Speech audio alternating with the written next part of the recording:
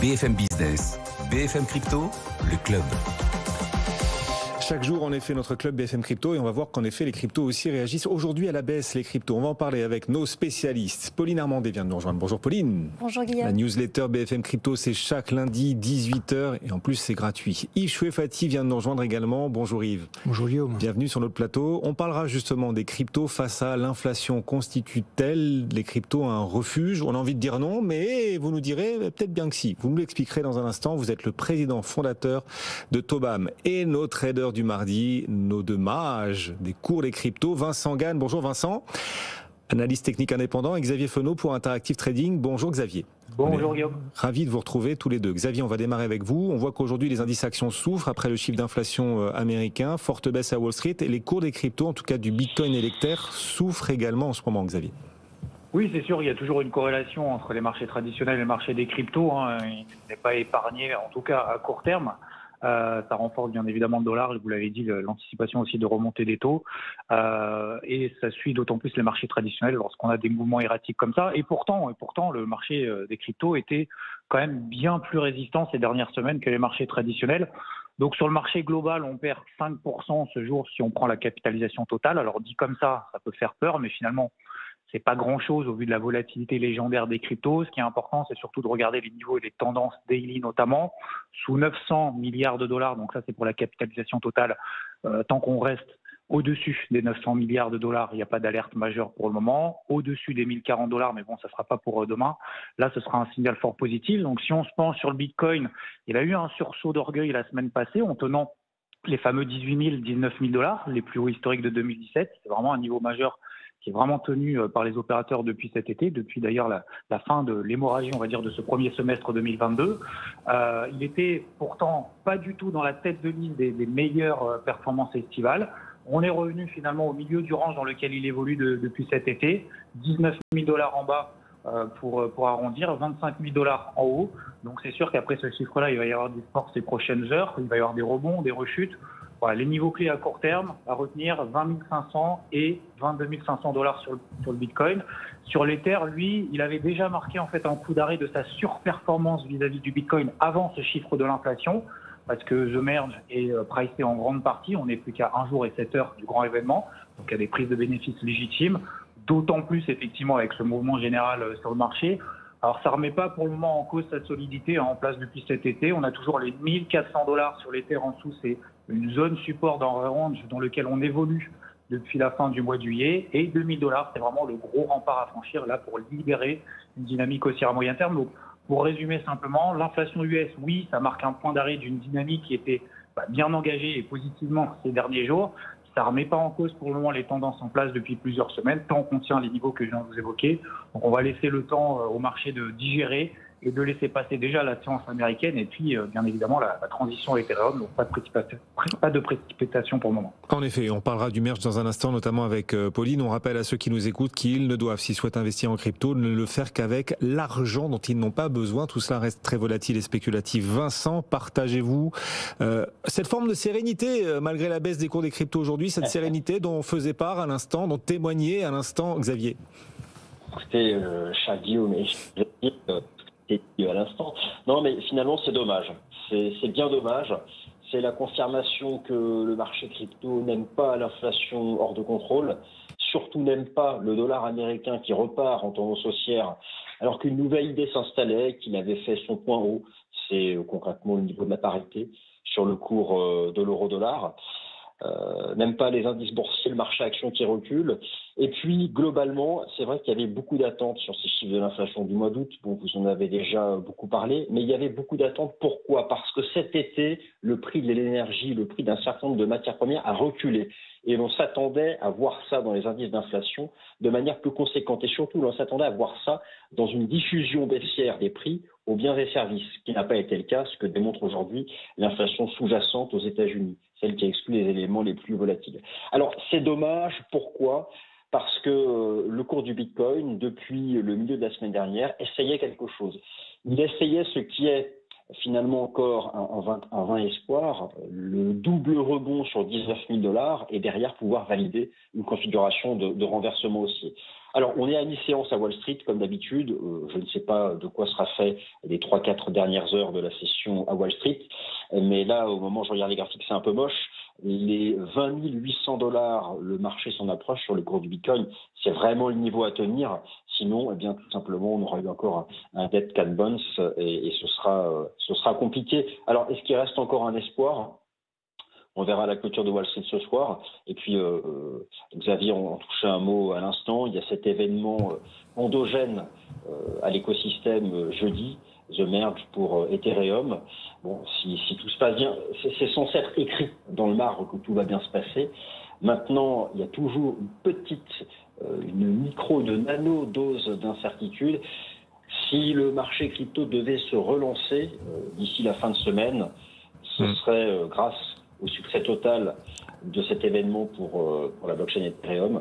Voilà, c'est l'espoir qui subsiste. Mais d'un point de vue cross-asset et global macro, là aujourd'hui, franchement, c'est une enclume qui tombe sur la tête du cours du Bitcoin. Wow. Merci beaucoup à tous les deux. Vincent Gane, analyste technique indépendant, Xavier Fenot pour Interactive Trading nous accompagner. Yves Chouefati avec nous pour Tobam, président fondateur de Tobam. Yves, on a un chiffre d'inflation aux États-Unis supérieur aux attentes et les cours des cryptos, du Bitcoin compris, qui reculent. Est-ce qu'on a là un signe supplémentaire que finalement le Bitcoin ne constitue pas un refuge quand il y a de l'inflation ? En fait, ce qui est en train de se passer sur les marchés, ça confirme vraiment la thèse d'investissement de Tobam. La thèse d'investissement de Tobam, c'est qu'il y a deux adverses scénarios au Bitcoin. Le premier, c'est l'orthodoxie des banques centrales. Les banques centrales, quand elles redeviennent plus orthodoxes, elles augmentent la rémunération des actifs non risqués. Et effectivement, ça réajuste vers le bas le prix des actifs risqués. Le Bitcoin est un hedge contre l'inflation, mais ce hedge contre l'inflation, quand il se double d'une politique plus restrictive de la part des banques centrales, effectivement, il subit le dérisking général des marchés. D'une manière générale, quand il y a un problème inflationniste, il faut acheter des actifs réels. Les actifs réels, c'est l'immobilier, c'est les actions. C'est les actifs rares, comme l'or ou le Bitcoin. Mais ce qui compte dans le marché, c'est vraiment les anticipations qu'on a. Et là, ce qu'on anticipe, c'est plus l'inflation. L'inflation, on l'observe. Ce qu'on anticipe, c'est un resserrement de la politique monétaire des banques centrales. Donc, les cryptos et le Bitcoin particulièrement constitueraient un actif véritablement efficient face à l'inflation si on avait l'inflation sans les resserrements monétaires. Tout à fait. Si on s'installe dans l'avenir vers ce qui est un peu la thèse de Tobam, vers des niveaux d'inflation très supérieurs à ce qu'on a eu il y a 4-5 ans, mais inférieur à ce qu'on a aujourd'hui, si l'inflation s'installe aux alentours de 3, 4, 5%. De manière durable, je pense qu'il faudra acheter des biens réels, parce que par définition, l'inflation ne permettra plus d'acheter des biens réels avec le même montant de monnaie classique. Et à ce moment-là, effectivement, le Bitcoin, les actions, l'art, le real estate permettront de conserver, effectivement, à l'abri une partie du patrimoine. D'accord. Donc, à court terme, compliqué, en effet, d'expliquer que c'est un refuge face à l'inflation puisqu'on voit les cours des cryptos reculer malgré l'inflation. En revanche, vous dites, à moyen long terme, compte tenu du fait qu'on aura une inflation peut-être moins excessive et des banquiers centraux qui resserreraient moins leur politique monétaire, là, l'effet anti-inflation, le côté refuge anti-inflation des cryptos ou du Bitcoin, en tout cas, jouera à plein. Ouais, surtout si les banquiers centraux finissent par relever leur objectif d'inflation. Tout à fait. C'est là le grand enjeu. Si vous voulez, on est sur un déséquilibre majeur au niveau macroéconomique. Cet équilibre, il peut se gérer de trois manières. Soit une baisse dramatique des dépenses publiques, ce qui est assez peu probable, soit une hausse des recettes publiques, ce qui est assez peu probable, soit la dernière solution, c'est de laisser filer un peu l'inflation. Et je pense que c'est ça qui risque de se jouer dans les années qui viennent. Et une fois qu'on va laisser filer l'inflation, il faudra acheter des biens réels. Et parmi ces biens réels, effectivement, on pense que le Bitcoin est un bon candidat. Bon, justement, vous proposez un fonds Bitcoin. Vous êtes pionnier même, Yves, puisque c'est le premier fonds 100% Bitcoin à avoir vu le jour dans le monde. C'était en 2017, novembre 2017. En novembre 2017. Bientôt 5 ans, bientôt votre 5e anniversaire. Quel bilan pour ce fonds Bitcoin ? Pour ce fonds, quelques bonnes nouvelles, quelques mauvaises nouvelles. La bonne nouvelle, c'est que depuis sa création, il a multiplié sa valeur liquidative par 3. Ça veut dire qu'un investisseur qui aurait mis 100 € dedans, il aurait aujourd'hui 300 €.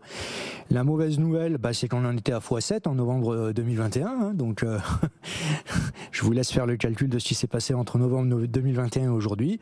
Ça montre bien que quand on regarde des investissements, regarder sur le court terme et le moyen terme, c'est pas toujours les mêmes résultats. L'autre très bonne nouvelle, c'est que notre fonds, il a réalisé exactement son contrat. Ça veut dire qu'il a répliqué vraiment très précisément la performance du Bitcoin. Il a ce qu'on appelle une tracking error de 0,66%, une corrélation mais exactement de 1 et un bêta de 1. L'autre très bonne nouvelle, c'est que c'est un fonds qui est complètement compensé en carbone.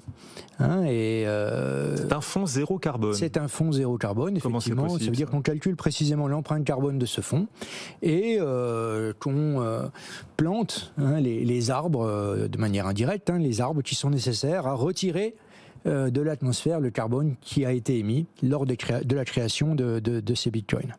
Donc c'est une valeur mobilière ordinaire, c'est un fonds. Il a un petit défaut, c'est qu'il est réservé aux investisseurs qualifiés, parce que c'est un fonds qui est très risqué et dans sa grande sagesse, le régulateur a préféré le réserver pour l'instant à des investisseurs qualifiés. Dans sa grande sagesse, pour l'instant, vous regrettez ou pas cette grande sagesse? Non, voilà, elle est très utile pour les investisseurs particuliers, mais est-ce que vous espérez quand même pouvoir un jour toucher les investisseurs particuliers, ouvrir ce fonds particulier, fonds aux particuliers? Je suis certain que ce fonds sera vendable aux particuliers quand la volatilité du Bitcoin aura baissé. Malheureusement, pour qu'elle baisse, il va falloir que le prix du Bitcoin augmente. Donc tout ça, c'est un peu contradictoire. Enfin, si on veut acheter du Bitcoin moins risqué, il faut l'acheter plus cher. Et si on veut l'acheter pas cher, il faut accepter de prendre des risques. Effectivement, le régulateur est très sage parce qu'aujourd'hui, il faut vraiment mettre ce véhicule quand même extrêmement risqué entre des mains expertes qui savent gérer le risque. Donc c'est quelque chose qui est raisonnable. Enfin, je suis un particulier, je vous écoute et je m'intéresse aux cryptos. Est-ce que j'ai forcément intérêt à passer par, à terme, un fonds comme celui-ci, dans la mesure où il y a des frais, il y a la gestion derrière. C'est peut-être plus cher qu'un ETF classique, c'est peut-être plus cher qu'investir directement en crypto. Quels sont vos arguments ? Défendre ce fonds auprès des particuliers si jamais un jour vous espériez le démocratiser. On imagine que si vous allez apporter des arguments, c'est que vous espérez le démocratiser. Voilà. La manière la plus testée d'investir sur une classe d'actifs donnés, c'est toujours les fonds. Si on va investir en actions, si on va investir en obliques, si on va investir dans l'immobilier de manière diversifiée, si on va investir dans le private equity, le véhicule le plus testé pour le faire, c'est la gestion pour compte de tiers, ce sont les fonds. Okay.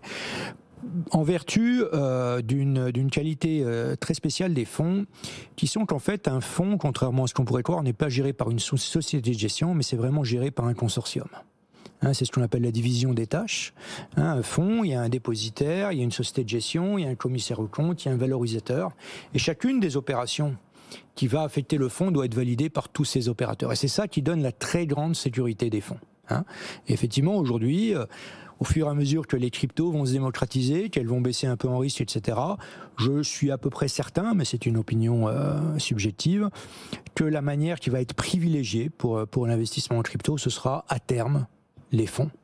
Il faut savoir aussi qu'en France, la fiscalité sur les fonds est un tout petit peu plus prévisible et un peu moins punitive que la fiscalité sur les cryptos en direct. C'est un autre avantage objectif qu'il y a à l'investissement par le biais de fonds.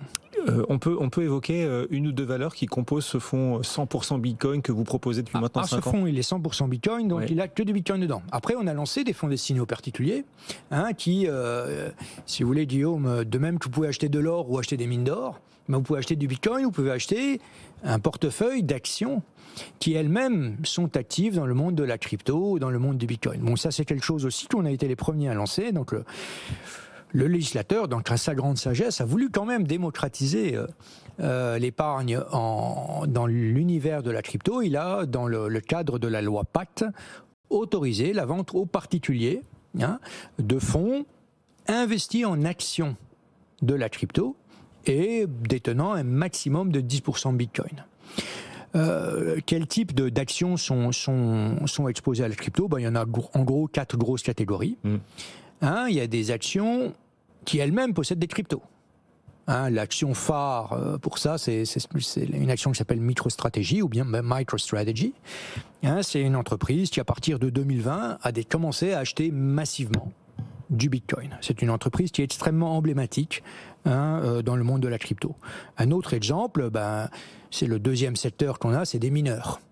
Vous savez que pour que le Bitcoin atteigne la sécurité, pour l'instant infaillible, qu'il a atteint, il faut qu'il lui soit alloué de la puissance de calcul. Ceux qui prêtent leur puissance de calcul à la sécurité du Bitcoin, on les appelle des mineurs. Et un des mineurs, la plus grosse position de mineurs qu'on a, c'est une boîte qui s'appelle Hive Blockchain, qui est une boîte qui effectivement ne mine que de manière verte, un peu comme Tovam. Elle a un coût de revient de son électricité qui est de l'ordre de 2 centimes par kilowattheure. Il faut savoir qu'en France, le prix du kilowattheure, c'est 17 centimes. Alors comment ils arrivent à avoir de l'électricité si peu chère? C'est de l'électricité qui est en excès. C'est les barrages hydroélectriques sur l'eau Saint-Laurent. Au printemps, ils sont en excès. On ne sait pas quoi faire de cette énergie, autant qu'ils servent à miner. Voilà, quelques exemples de ces valeurs qui permettent de renforcer une exposition pour ceux qui souhaitent diversifier leur patrimoine, vraiment de l'ultra-diversification, exposer donc un peu plus ce patrimoine au Bitcoin. Et pourquoi pas l'Ethereum? Le merge, c'est dans 2 jours. Dans 2 jours, Ethereum va passer, si tout se passe bien, au Proof of Stake. Pauline, on reçoit pas mal de questions et vous recevez, dans le cadre de votre newsletter BFM Crypto, pas mal de questions de particuliers. On va essayer de leur répondre justement à 2 jours du merge. Première question, Pauline. Si je suis un utilisateur de la blockchain Ethereum, qu'est-ce qui va changer pour moi dans 2 jours? Alors, la réponse, ça va être sûrement un peu décevante, mais pour les utilisateurs, en tout cas le jour J, il n'y aura pas de grands changements, parce qu'en fait, ce qu'il faut comprendre, c'est que The Merge, c'est vraiment un changement au niveau du fonctionnement de la blockchain, qui va passer d'un système dit de preuve de travail à preuve d'enjeu. Et donc, typiquement, pour l'utilisateur, pas de gros changements. Si on prend une image, c'est comme changer en gros le moteur d'une voiture. Pour le conducteur, ça ne va pas changer grand-chose. Il pourra toujours conduire sa voiture. Donc, en termes d'expérience utilisateur, on n'a pas beaucoup de changements. Du coup, sur 2 points, il y a peut-être un peu de déception au niveau des utilisateurs. Déjà, sur la question des frais de gaz, c'est notamment les frais qui sont prélevés quand on réalise une transaction sur Ethereum. Ils ne vont pas forcément baisser, alors qu'il y avait beaucoup d'attentes à ce niveau-là. C'est quelque chose qui aura lieu dans un second temps après The Merge. Donc ça, il faudra attendre 2023, voire 2024. Ensuite, sur un autre domaine, notamment le nombre de transactions qu'ils peuvent réaliser chaque seconde, parce que ça, c'est évidemment vraiment important sur les blockchains. Là, pareil, elles ne vont pas augmenter du jour au lendemain, et notamment le 15 septembre. Parmi les objectifs de Vitalik Buterin, l'un des cofondateurs de la blockchain Ethereum, l'objectif est vraiment de passer de 20 transactions par seconde. À l'heure actuelle, c'est une moyenne à 100 000 transactions par seconde. Quand même. Ouais, là, ça va augmenter, mais vraiment de manière assez énorme. Mais pas tout de suite, pas du jour au lendemain. Voilà, pas tout de suite, plutôt pour 2023-2024. On n'est pas à l'abri d'un autre retard. Donc ça, concrètement, le 15 septembre, à ce niveau-là, pas vraiment de changement pour les utilisateurs. On s'amuse régulièrement à proposer ce match Bitcoin contre Ethereum à l'approche du merge et du passage d'Ethereum au Proof of Stake, une autre forme de consensus que celui du Bitcoin. Est-ce que ce match a du sens ou est-ce qu'on doit se dire pas vraiment de sens? Non, dans la mesure où les objectifs de Bitcoin et d'Ethereum ne sont pas du tout les mêmes. Effectivement, les objectifs, ils restent assez différents. Si on prend par exemple la blockchain Bitcoin, elle permet à l'heure actuelle concrètement de réaliser des échanges de valeurs avec la crypto-monnaie Bitcoin, la reine des crypto-monnaies. D'ailleurs, la dominance du Bitcoin, c'est-à-dire son poids sur le marché des crypto-monnaies aujourd'hui, elle est d'environ 40%. C'est une dominance qui a tendance à baisser depuis la création du Bitcoin. Tandis que la dominance de l'Ether, qui est la crypto-monnaie de la blockchain Ethereum, elle a tendance vraiment à augmenter. Elle se situe aujourd'hui autour de 20%. Parce qu'en fait, elle est de plus en plus intéressante aussi parce que elle permet de réaliser d'autres types de services. On parle d'applications dans la finance décentralisée et on parle d'autres fonctionnalités. L'une des plus connues peut-être pour le grand public, c'est les NFT. On sait notamment que, a priori, Ethereum concentrerait probablement 90% de la valeur de tous les NFT émis sur cette blockchain. Donc, c'est des services qui sont fortement utilisés. Et puis, j'en parlais tout à l'heure, d'autres services qu'on utilise dans la finance décentralisée avec la blockchain Ethereum qui concentre un peu plus de la majorité de ces services. On est à 59% de toutes les opérations de finance décentralisée qui se font sur la blockchain Ethereum selon les données du site d'Efiliama.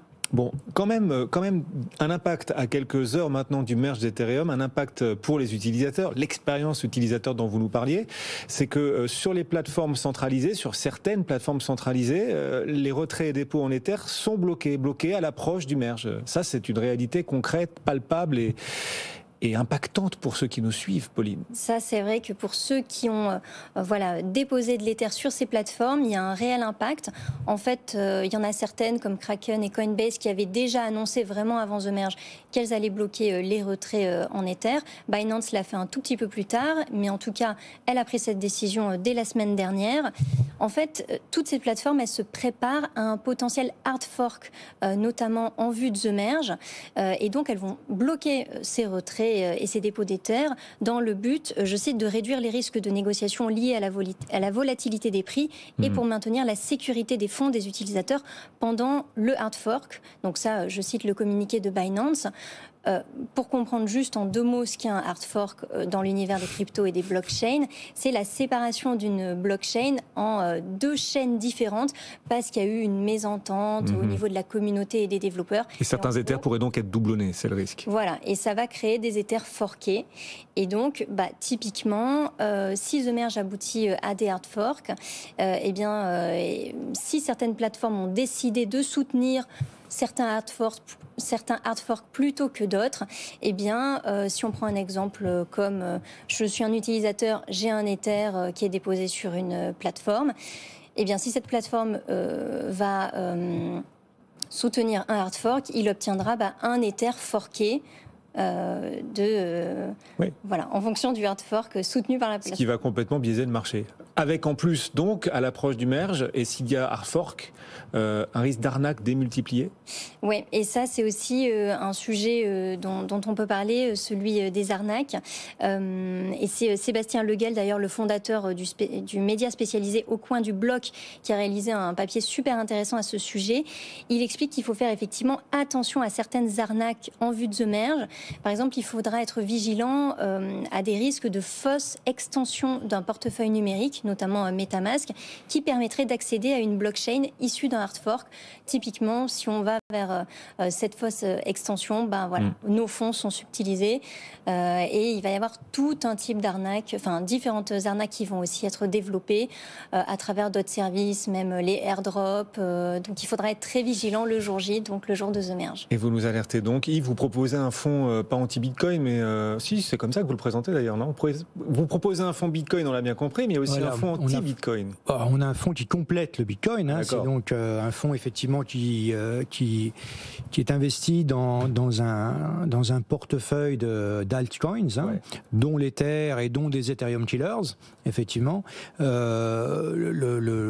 C'est pas vraiment un fonds anti-Bitcoin, c'est un fonds en complément du Bitcoin, pour ceux qui sont déjà exposés au Bitcoin, mais qui désirent s'exposer de manière plus précise à des scénarios plus pointus que simplement le Bitcoin. Vous allez suivre le merge de très très près. Alors on imagine qu'Ethereum est très présent dans ce fonds. Oui, tout à fait. Donc, on est bien exposé et tout ça, on suit ça avec beaucoup d'attention. C'est pas la première fois qu'il y a des forks, donc on a eu plusieurs forks sur l'Ether, il y a eu plusieurs forks sur le Bitcoin, et c'est vrai que il faut avoir une connaissance technique un peu précise pour être certain de pas tomber dans des pièges pas toujours évidents. Merci à tous les deux de nous avoir accompagnés. Yves Chouet-Fati, président fondateur de Tobam, Pauline Nermandet, la newsletter BFM Crypto, chaque lundi 18h, elle est gratuite cette newsletter. Il faut s'abonner. Il faut s'abonner, abonnez-vous et on y parle, vous y parlez énormément du merge justement.